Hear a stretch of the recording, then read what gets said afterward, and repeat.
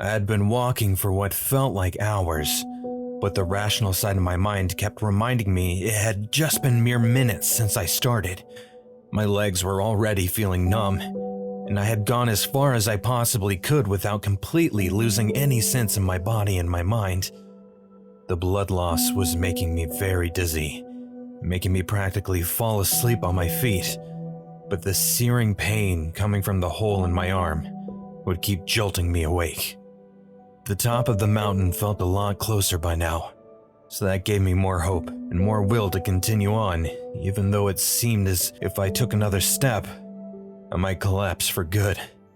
I kept trudging onwards for a little bit, but a hazy blur formed in my eyes, and now my senseless legs had worn out, and in the end, made me collapse against a tree, my back scraping against the trunk.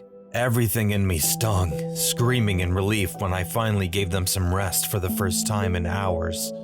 With my trembling hands, I pulled out my phone to see if I had gotten what I'd been searching for so long. Reception found. Fucking finally! 6%. I scrambled to unlock the phone, terrified of even that one bar disappearing. If I as much blinked, oh god, fuck. My mind kept screaming. There is reception. Oh god, there's reception. Then it went blank again. What do I do with it? Why was I looking for reception? I should call someone. Who? Who should I be calling? Jack. Yes, Jack. I should call Jack. He's a dear friend. He can help me get out of here, I thought. But he was away on a trip already. He wouldn't be able to get us out of here on time. I mentally scolded myself. But who else could I call? And then I realized that everyone I knew who had the resources to get us out would not be able to. No one would be able to reach us in time before we all perished. The percentage in my battery icon reached 4%. Whatever I was going to do, I had to do it soon, lest our last hope also gave way.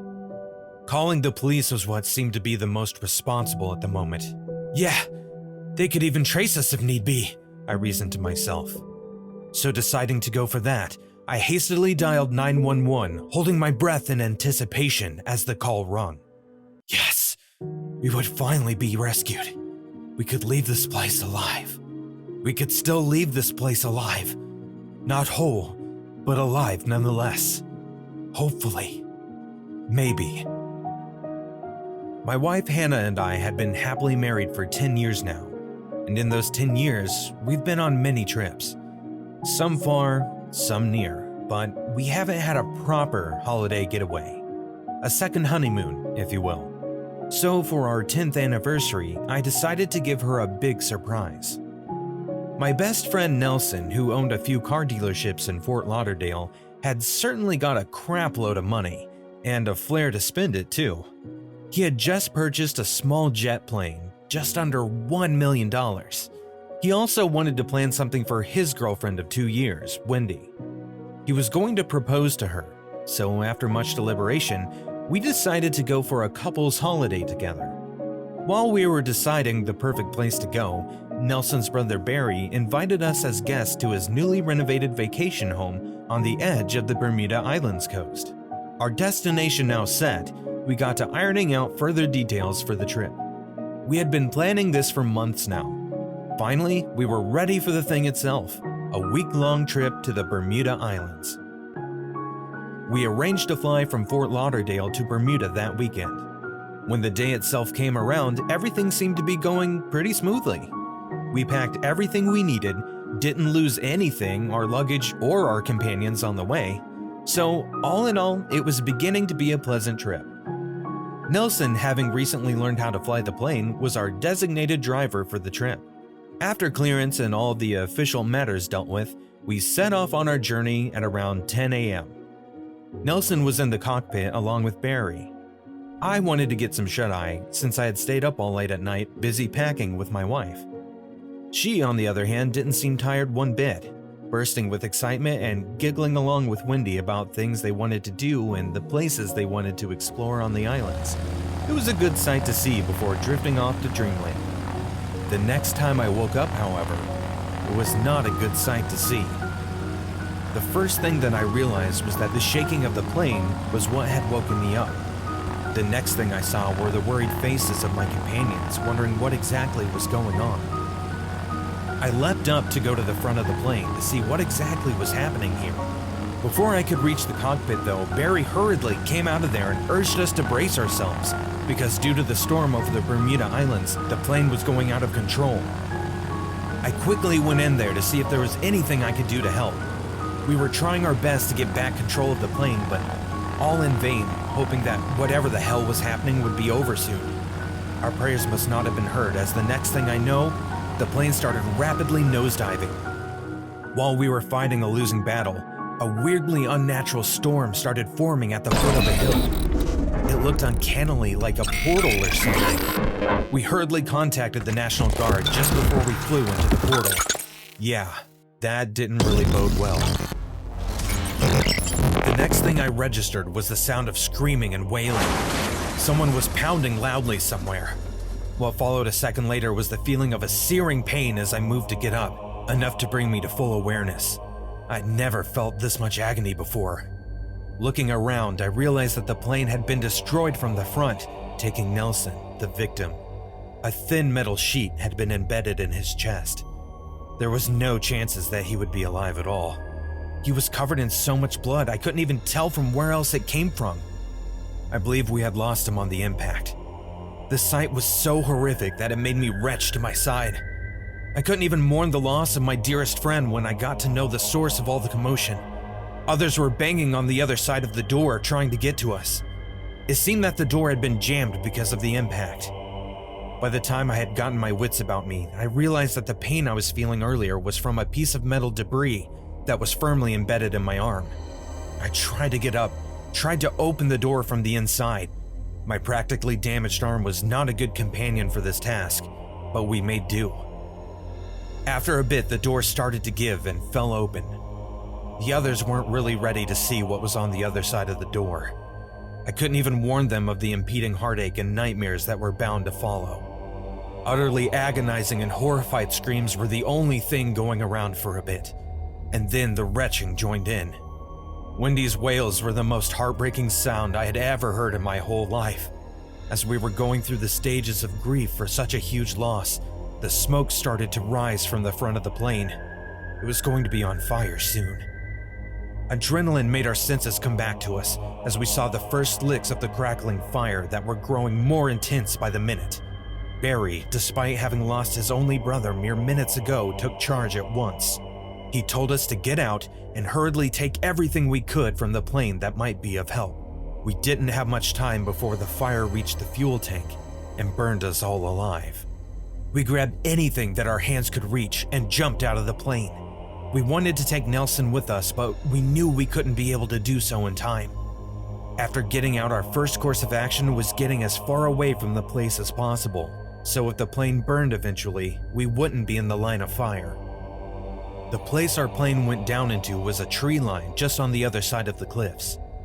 The mountain terrain was quite rugged, and we didn't have the right equipment or the right physical conditions to come off the hill. Every one of us carried some cuts and bruises, some minor, some extreme, me with my bleeding arm and Nancy with her concussion. We had to make do by staying on the hills. We looked around for a place to set up our stuff and gather ourselves. All of us were emotionally drained by the ordeal. We reached a huge cut to the side of a hill that went deeper as we looked ahead. It looked like an entrance to a cave, a very ominous one. While I walked around, I could have sworn I saw some creatures that looked suspiciously like dinosaurs roaming around the lower side of the island, but I chalked it up to my blood loss and pain playing tricks on me. We took cover in that narrow cave, not too far from the plane, but still far enough that the fire would not be affecting us. We took inventory of the stuff we brought with us. We got some crackers for food, some water bottles, and some pieces of clothes. We tore some shirts we got and bandaged our wounds. We gave the girls the food, and after eating it, they succumbed to exhaustion and fell asleep. Now that we had found somewhat of a shelter, Barry and I discussed the next important thing for such a situation: protection. And for that, we only had a pistol and a flare gun. And as far as our hope of rescue went, none of them except me had a cell phone with us. And its battery was on its last legs with no sign of reception whatsoever. So that was fairly useless for now. We decided to move around later and see if we could find it. All of that was very concerning because our sixth sense was tingling. We definitely weren't the only ones in there. As the night approached, so did the cold. We had to start a fire somehow to get any semblance of warmth and light in this cave. Barry and I decided to get fire from the burning remains of the plane. We took a long piece of wood wrapped with some cloth around it and dipped it in the fuel from the plane. It was a nice makeshift torch. We also scoured the area for more food and water. After getting back to the cave and having some food, we discussed our next plan of action. While scouring the area, we had realized that no one else was in this particular area. No one human, or alive, at least. We definitely came across some kind of weird-ass bones. Some human and some anything but. I didn't know which of them was more concerning. We also saw some long-lost belongings of people scattered around and what appeared to be debris of maybe some other plane crashes. All of this raised our hackles. But as night had already fallen, we decided to sleep for now.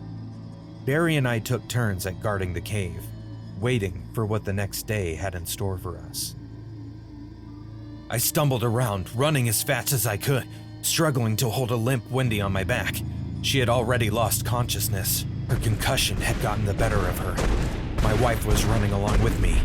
And what were we running from, you ask? Dinosaurs. The place was infested with fucking dinosaurs. It had been 4 days on this cursed island already, and the first signs of any life we saw, except the trees and insects and some random birds every now and then, were the bloody dinosaurs. We had exhausted all our resources by then. No clean water or food was left. We had to take what that deserted place had to offer, which wasn't much to begin with. Bland fruits and leaves from the trees and somewhat boiled water from a nearby lake was all we got. We'd also been unable to get much reception. If we got any from high up areas once in a while, it wouldn't stay for long and the line would always be distorted, so we had no idea if anyone even got us. Signals from our flare guns also didn't bear any fruit. Barry had gone to get us some food that morning, and I was keeping watch on the girls. We were discussing what we would do once we got out of there, which was starting to look like a pipe dream now. We all missed Nelson terribly, but Wendy had actually fallen into a depression over the loss. Our current situation and her concussion also didn't help her much. Hannah and I were just trying to cheer her up. Hannah was the one least injured out of all of us. She just had some minor bruises here and there. I, on the other hand, was an altogether different story. My injured arm had caused me much blood loss, and even treating the wound as much as we could considering the situation and changing its dressing wasn't helping much. It had gotten infected, all swollen, red and purple, now rapidly turning black and green too. I was worried if I didn't get proper treatment soon, I might lose it permanently. Amidst our musings, we suddenly heard some distant roars. That didn't seem promising. They were definitely animalistic. I got up with the flare gun in my hand. We only had 2 flares left, having used the rest for signaling purposes. None came to our rescue, so I didn't want to waste those on something trifle. Hannah and Wendy also got up, albeit difficultly in Wendy's case, to see what was up.